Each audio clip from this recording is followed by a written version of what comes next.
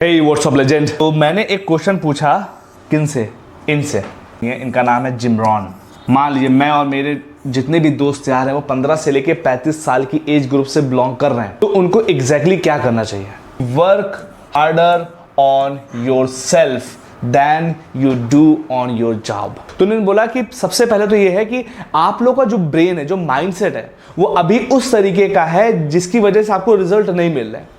तो पहले तो आपको अपने माइंडसेट को चेंज करना पड़ेगा, और माइंडसेट को चेंज करते करते आप बहुत सारी चीजें चेंज कर ले जाएंगे।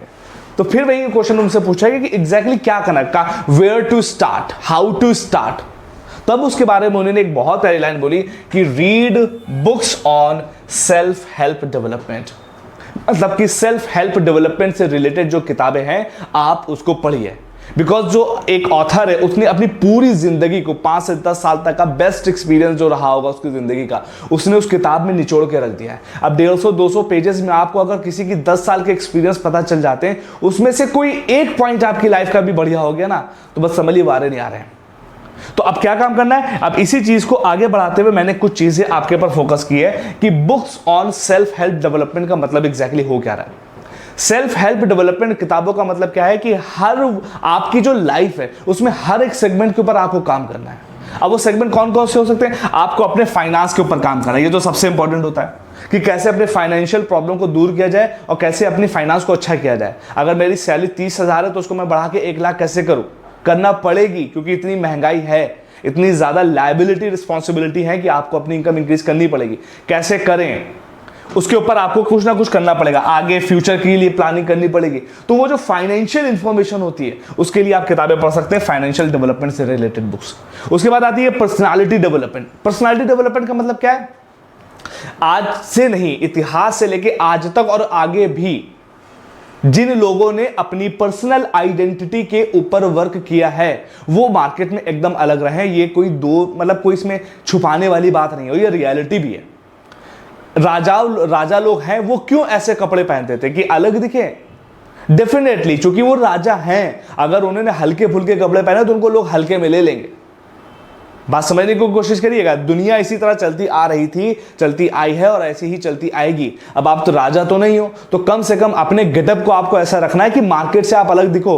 बिकॉज अट्रैक्शन जो होता है, लोगों का अटेंशन हमेशा भव्यता के ऊपर है। जिन लोगों ने अपनी पर्सनालिटी के ऊपर वर्क किया था, उनको पता था कि मेरी फिजिक किस तरह होनी चाहिए, उनको पता था मेरे कपड़े कैसे होने चाहिए, कपड़ों का ड्रेस कोड कैसा होना चाहिए, किस समय पे हमें किस तरह के कपड़े पहनने हैं। इसकी वजह से उनको बहुत ज्यादा बेनिफिट होते हैं। तो इसका इंपैक्ट होता है। कैसे इसको सही करें, इसके ऊपर मल्टीपल बुक्स हैं। देन आती है माइंड डेवलपमेंट। देख भाई, कुछ भी कर लो, अगर ये सही नहीं तो आपकी लाइफ, आपकी बॉडी से लेके आपके सराउंडिंग की लाइफ जितनी भी सब खराब होगी। ये हार्ड ट्रूथ है। तो किस तरीके से ब्रेन वर्क करता है और इसको और अच्छे तरीके से हम कैसे यूज करें ताकि अपनी लाइफ को अपलिफ्ट कर सके, इससे रिलेटेड प्लेंटी ऑफ बुक्स है। मेरा ये one of the best topic पड़ता है, क्योंकि अगर हमने इसको सही कर लिया ना, अंदर की मशीनरी को अगर सही कर लिया तो हम सब कुछ सही कर लेंगे। Is that clear? Then concept आता है स्पिरिचुअलिटी का।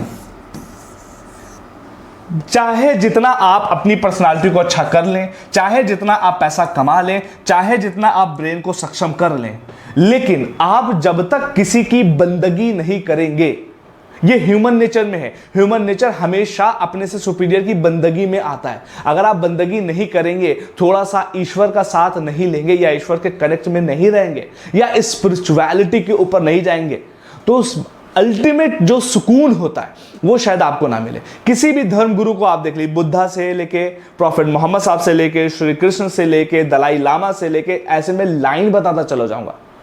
कोई भी आप स्पिरिचुअल गुरु ले लिए जिसने इसको छोड़कर इन सब के ऊपर महत्ता हासिल की हो, जिसको आज तक दुनिया याद रखती हो। प्रॉफिट मोहम्मद साहब किस चीज के ऊपर फोकस करते थे? Spirituality. Dalai Lama spirituality. Mahatma Gandhi spirituality. एक नहीं, प्लेंटी ऑफ एग्जांपल है। अल्टीमेट गोल, अल्टीमेट जो लाइफ का हदफ होता है वो आपको यहां से मिलेगा। तो इसके डेवलपमेंट के लिए बहुत ज्यादा फोकस आपको करना है। अब इसका डेवलपमेंट होगा कैसे, इसके बारे में डिस्कशन करेंगे। And last but not the least, life lesson. आप इस दुनिया में रहते हो, हर तरह के लोग मिलेंगे किसी भी एज ग्रुप में, अगर 15 के हो, 20 के हो, 25 के हो, 35 के हो, व्हाटएवर। हर एक लाइफ के एक्सपीरियंस होते हैं। लोग बोलते नहीं ना कि मेरी उम्र तुमसे ज्यादा है तो मेरा एक्सपीरियंस तुमसे ज्यादा है। इसका मतलब क्या है कि एक्सपीरियंस झेल के आए हैं वो लोग। तो तुम अपनी लाइफ में मत झेलो। इसी पर आचार्य चाणक्य ने एक बहुत प्यारी बोली थी, बात बोली थी कि दूसरों के एक्सपीरियंस से सीखिए ताकि वो सारी चीजें अपने में ना आए, और इसी के लिए आपको हिस्ट्री पढ़ाई जाती है।